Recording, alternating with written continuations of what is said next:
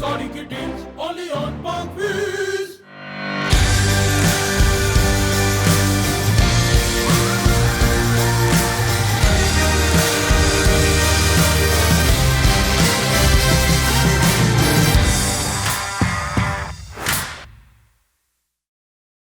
अस्सलाम वालेकुम पाक व्हीलर्स, मेरा नाम है सुनील मांझी और मैं पाक व्हील्स एक्सपर्ट रिव्यू सीरीज़ के एक और एपिसोड के साथ आपकी खिदमत में हाजिर हूँ। आज का review long awaited Hyundai Sonata का रिव्यू है। ये जो सोनाटा आपके सामने खड़ी है, ग्लोबली ये इसकी 8th जनरेशन है और पूरी दुनिया में इसके तकरीबन 10 के करीब वेरिएंट्स आते हैं। पाकिस्तान में इसको 2 वेरिएंट्स में मुतारिफ कराया गया है, 2.5 और 2 लीटर इंजन के साथ। होंडा निशात का थोड़ा सा बैकग्राउंड अगर मैं बताते चलूँ, वैसे तो आप सबको पता ही है, लेकिन पाकिस्तान के अंदर कंज्यूमर मार्केट के लिए जिन्होंने गाड़ियाँ लॉन्च की हैं, उनमें अभी तक सबसे पहले टूसॉन थी और सेडान में अंदर इससे पहले एलेंट्रा आई थी।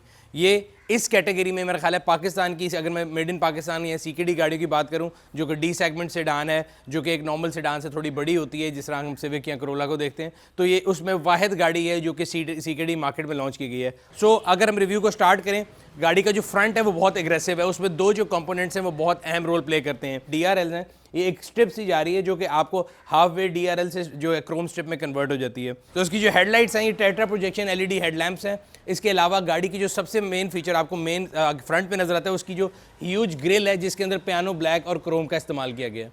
इसके अलावा फ्रंट बम्पर के नीचे आपको एक क्लिप नजर आएगा अगेन, जो कि पियानो ब्लैक कलर में है। इस गाड़ी की मैं लुक के अंदर देख रहा था कि एक फ़ीचर जो है, अगर मजाक के तौर पे बात कर सकें, तो एक बड़ा उर्दू का मकूला था, पाकिस्तानी किसी इंडियन मूवी में आया था कि मुझ नहीं तो कुछ नहीं। तो इसको आपको यहाँ पे भी आगे एक मूछ टाइप चीज़ नज़र आती है, पिछली लाइट पे भी नज़र आती है। तो इस गाड़ी में नथू लाल फैक्टर जो है ना वो भी मौजूद है। दूसरा, फ्रंट बम्पर के अंदर आपको पार्किंग सेंसर्स भी नज़र आएंगे। साइड पे हमेशा यूली मैं हमेशा गाड़ी में कहता हूँ कि जो पहली चीज़ आप नोटिस करेंगे वो उसके व्हील्स होते हैं, बट इस गाड़ी में व्हील्स के ज़्यादा आपकी जो नज़र जाती है, ध्यान जाता है, वो उसके कर्व्स पे जाता है। जो 2 किस्म की करैक्टर लाइंस हैं, एक आपको ये ऊपर से जाती हुई नज़र आएंगी एंड तक, पीछे फेंडर तक जाती है और आगे जाके डिवाइड हो जाती है। एक आपको ये नीचे वाले दरवाजे के साइड से नज़र आएगी।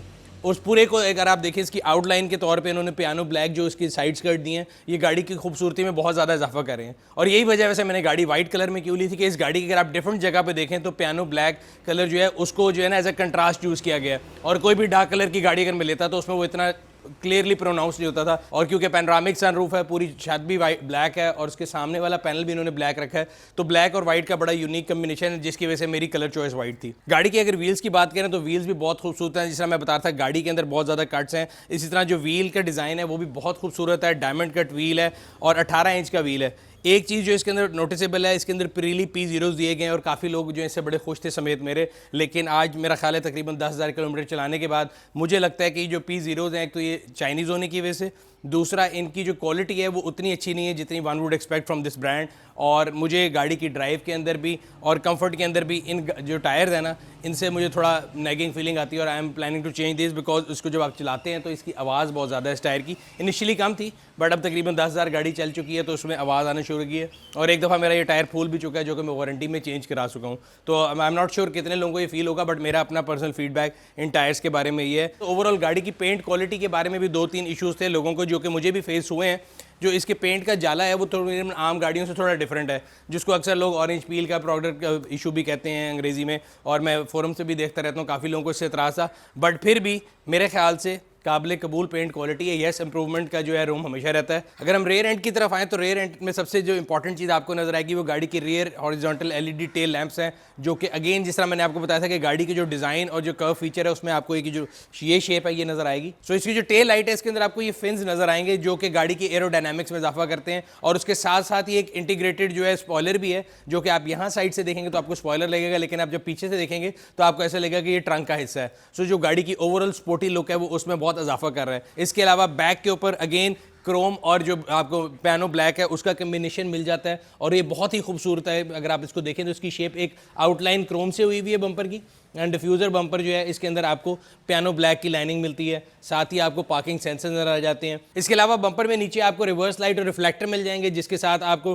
टो बार के जो हुक है वो डालने के लिए जो जगह ये भी दी गई है। रिवर्स कैमरा जो वो भी कंसील्ड है, अगर वाइट कलर है तो उसमें बहुत ज़्यादा नजर आ रहा है, लेकिन बाकी कलर्स में इतना एविडेंट नहीं होता।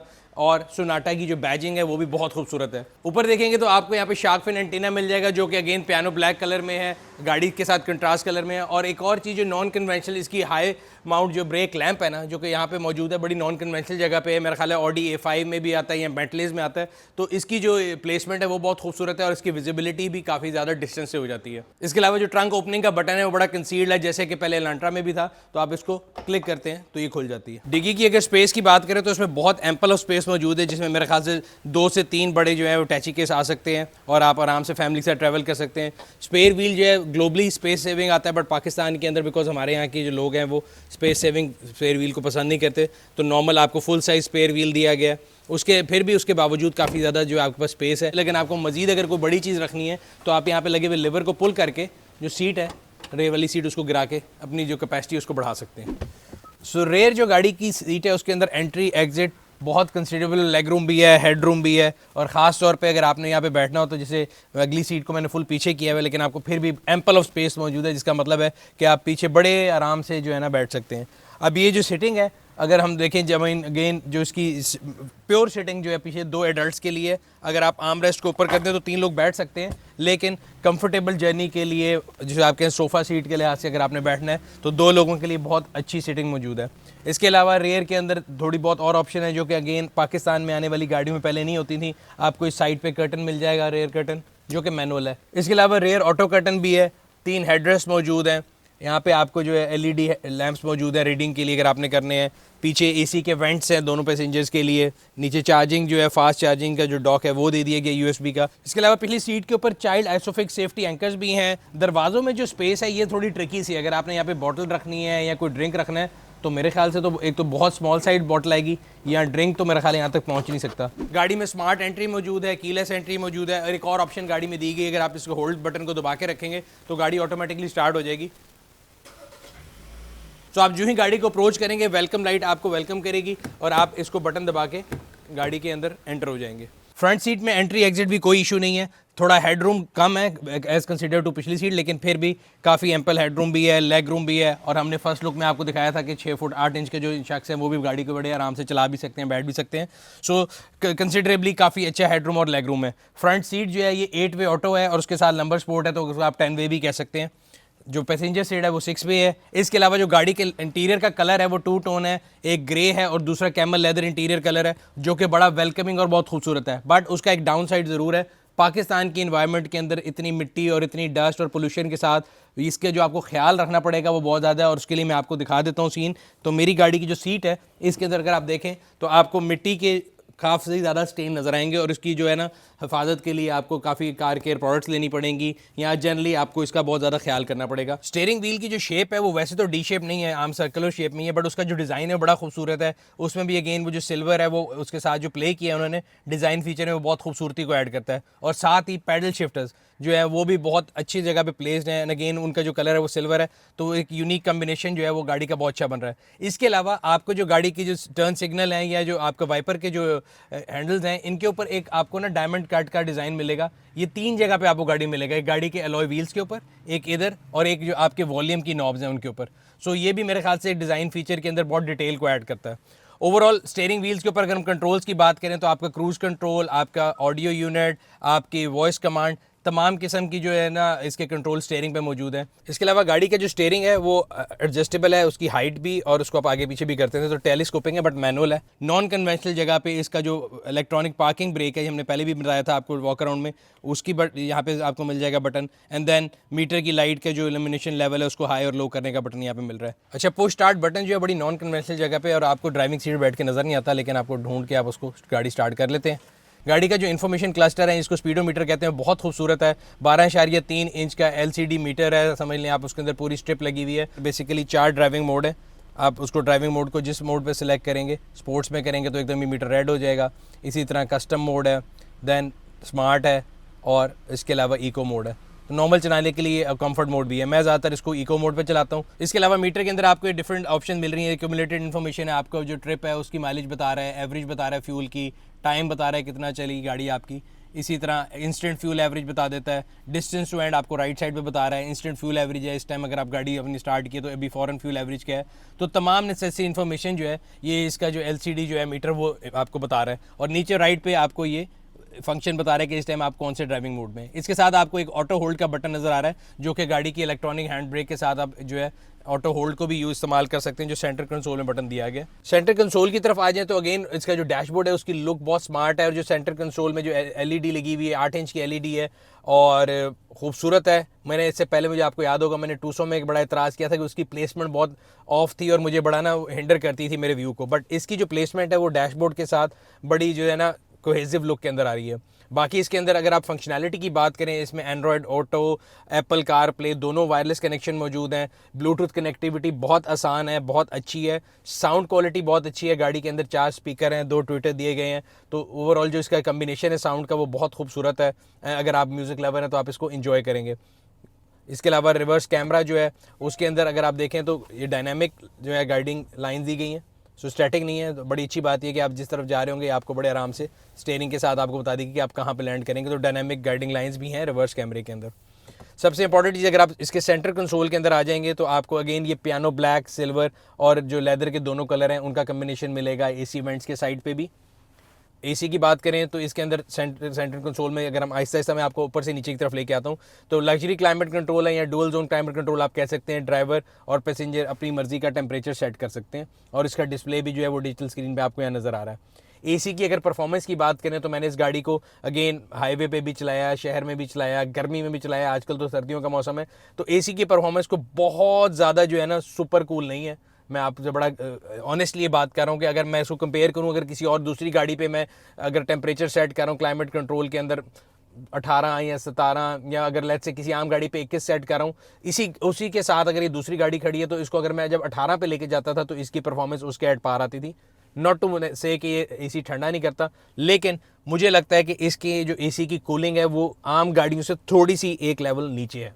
I might be wrong, but ये मेरा अपना पर्सनल एक तजर्बा है इस गाड़ी के साथ। सेंटर कंसोल में अगर आप आ जाएं तो आपको फास्ट चार्जिंग यूएसबी कनेक्शन मिलेगा, नॉर्मल यूएसबी कनेक्टिविटी है। ये साइन जो है ये इसके वायरलेस चार्जर का है। गाड़ी के यहाँ पे आपको वायरलेस चार्जर दिया गया, अपना फ़ोन यहाँ पे रखेंगे और जब ये लाइट ऑरेंज हो जाएगी तो उसका मतलब है ये आपका फ़ोन चार्ज पे शुरू हो गया। यही चार्जिंग आपको यहाँ स्क्रीन में भी खैर नज़र आती है।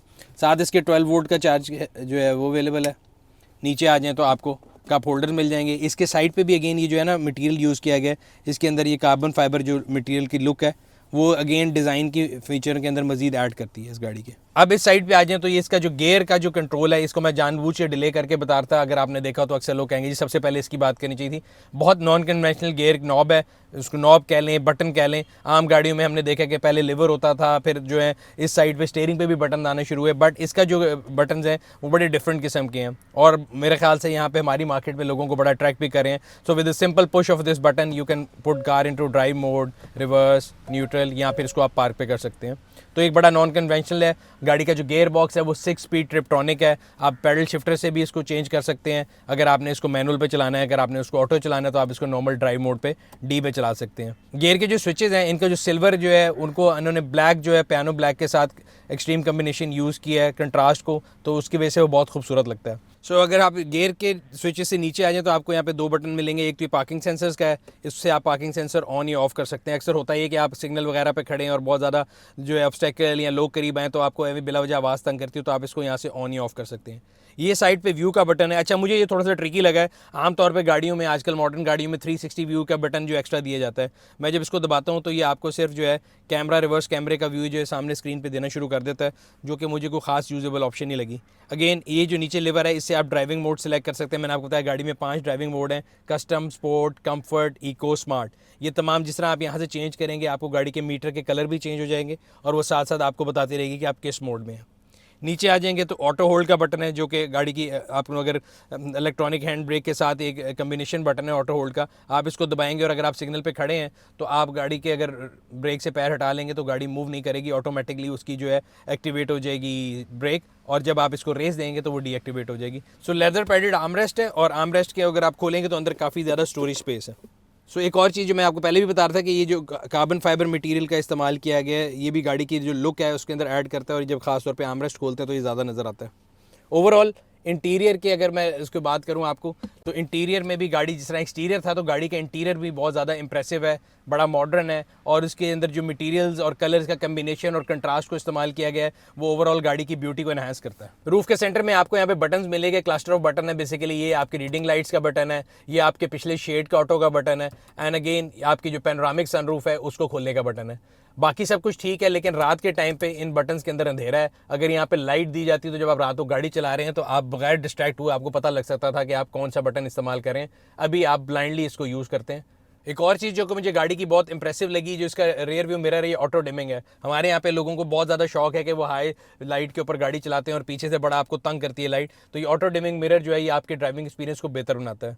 और गाड़ी के अंदर रेन सेंसिंग वाइपर भी मौजूद हैं। गाड़ी जो है ये जिसका हम रिव्यू करें, मैंने आपको पहले बताया कि 2 इंजन आते हैं, एक 2500 एक 2000। सो ये 2.5 लीटर वाली गाड़ी है। ये 180 जो है हॉर्स पावर प्रोड्यूस करती है और 230 न्यूटन मीटर टॉर्क प्रोड्यूस करती है। अगेन मैं हमेशा कहता हूँ ये रटे रटाए नंबर्स के अलावा फिजिकली या गाड़ी को चला के जो फील है वो मैं आपको बताता हूँ। अब 2 चीज़ें हैं। मेरा जो अपना पर्सनल ख्याल है कि 2 लीटर वाली गाड़ी तो हाईली अंडर पावर्ड होगी, क्योंकि जो 2500 सीसी वाली गाड़ी भी है ये भी कोई बहुत ज़्यादा आप कहना कि इसमें बहुत एग्रेशन है वो नहीं है, येट बहुत अच्छी ड्राइव है गाड़ी की, बहुत स्मूथ है, बहुत कंफर्टेबल है। अगर आपको गाड़ी से तेज़ आउटपुट लेनी है, अगर you one of those people जो गाड़ी को बहुत पुश करके चलाते हैं और उससे आउटपुट लेना चाहते हैं, तो आप इसको स्पोर्ट्स मोड में करके चला सकते हैं। लेकिन फिर भी क्योंकि ये इनलाइन 4 सिलेंडर गाड़ी है, अक्सर लोग कंपेयर करते हैं या लोगों के अंदर एक कन्फ्यूजन होती है कि शायद ये V6 जैसा परफॉर्मेंस देगी या इसकी जो स्मूथनेस है इंजन की वो उतनी होगी। वैसा नहीं है। जब आप गाड़ी को पुश करते हैं तो इंजन की एक साउंड जो है वो आहिस्ता आहिस्ता बढ़ना शुरू हो जाती है और आपको अंदर कैबिन में थोड़ा बहुत डिस्टर्ब करती है, जो कि V6 वाली गाड़ियों में इतना नहीं होता। मतलब मैं 2005 की मार्क एक्स चलाता हूँ जो कि V6 है 2500 सीसी वाली। अगर मैं उसका और इसका कंपैरिजन करूं इंजन की स्मूथनेस में या पिक वाइज, तो वो इससे बेहतर है। बट येट नई गाड़ी का एक अपना मज़ा है, तो उस वजह से ये गाड़ी अपनी लीग में अगर देखा जाए तो पाकिस्तान में मतलब मेरे ख्याल से इस लीग में जो CKD गाड़ी हैं वो आती कोई नहीं है, और ये पहली CKD है जो कि आपको इस लेवल ऑफ कंफर्ट के साथ या इस इंजन साइज़ के साथ अवेलेबल है। गाड़ी की जो साउंड प्रूफिंग है वो बहुत अच्छी है, बिल्ड क्वालिटी बहुत अच्छी है। बाहर से कोई शोर इस टाइम अगर आप देखें तो आपको इर्द गिर्द ट्रैफिक शायद नज़र आ रही होगी, लेकिन कोई शोर नहीं आ रहा। मेरी आवाज़ आपको क्लियरली आ रही होगी, जो आपके ड्राइविंग कंफर्ट के अंदर मेरे ख्याल से बहुत ज़्यादा इजाफा करती है। अब अगर हम बात करें इसकी पिक की कि भी इनिशियल पिक बहुत ज़्यादा है या बहुत कम है, स्लगिश तो नहीं है, तो मैं इसको स्लगिश नहीं कह सकता। येट बहुत तेज़ नहीं है। मेरे ख्याल से ऑप्टिमल गाड़ी के अंदर पावर मौजूद है। अगर आपने इसको शहर में भी हाईवे पे भी इस्तेमाल करना है तो कहीं आपको ऐसा फील नहीं कराती कि जी अंडर पावर है।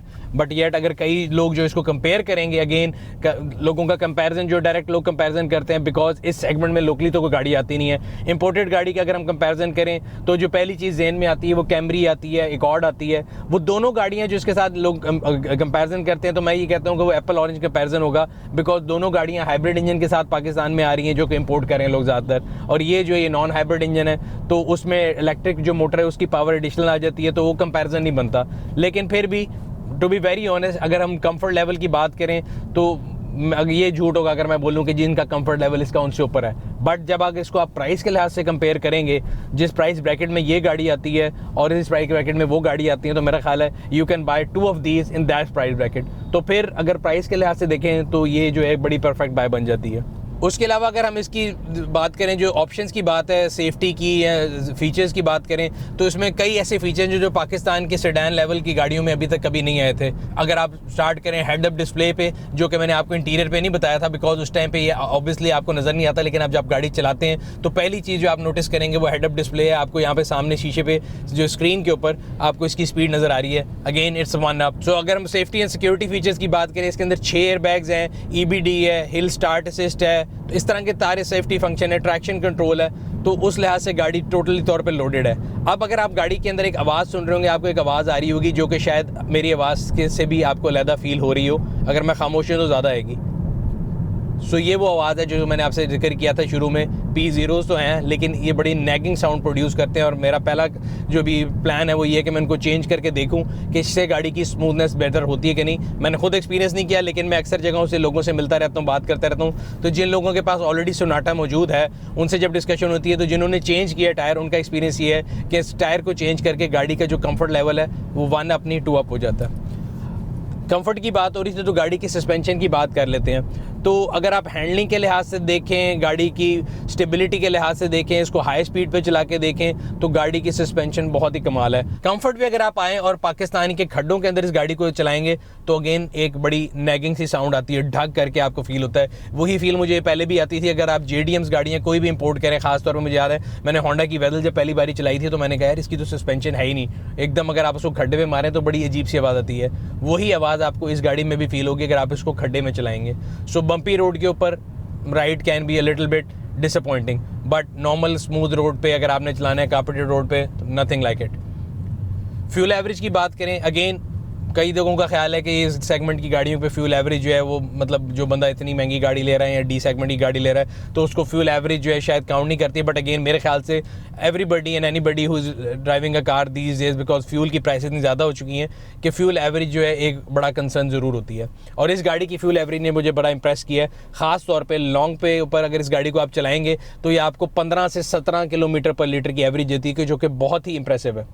और शहर के अंदर ये गाड़ी मुझे 10 से लेकर 11 के अंदर एवरेज देती है। डिपेंड करता है कि आप कैसे चला रहे हैं। अगर आप इसको बदतमीज़ी से चलाएंगे या मेरी तरह चलाएंगे, मैं चलाता हूँ बहुत ज़्यादा पुश करके चलाएंगे तो शायद ये एवरेज 9.5 पे भी चली जाए। लेकिन अगर आप इसको आराम से प्यार से चलाएंगे, इको मोड पे चलाएंगे तो ये 11 तक भी एवरेज देती है, जो कि बहुत इंप्रेसिव एवरेज है। पैडल शिफ्टर्स की एफिकेसी की बात करें, मैंने इसको इस्तेमाल करके देखा है, मेरे ख्याल से बहुत एफिशिएंट है। और ख़ास तौर पर अगर आपको शहर के अंदर इसको इस्तेमाल करना है और आपको सिग्नल टू सिग्नल गाड़ी से मैक्सिमम आउटपुट लेनी है तो ये बड़े इफेक्टिव है। सो अभी बात हो रही थी फ्यूल एवरेज की और गाड़ी की जो है फ्यूल इकोनॉमी की और उसकी आउटपुट की। तो मेरे ख्याल से 2 लीटर और 2.5 लीटर का भी कंपैरिजन मैं आपको यहाँ पे बताता चलूँ। जो मुझे फ़र्क पता है हो सकता है थोड़े बहुत ज़्यादा भी हूँ।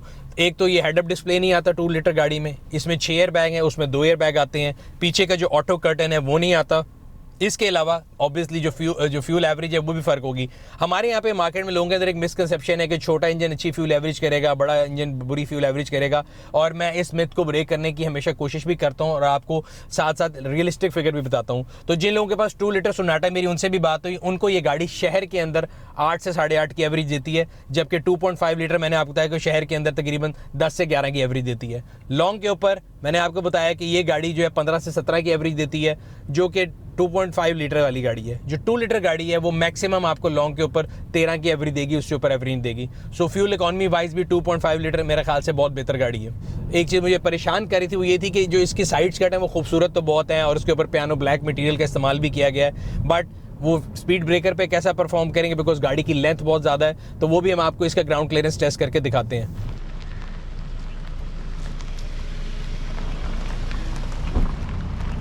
इसके जो 0 to 100 फिगर है वो आपको दिखाते हैं, चेक कराते हैं। 60 100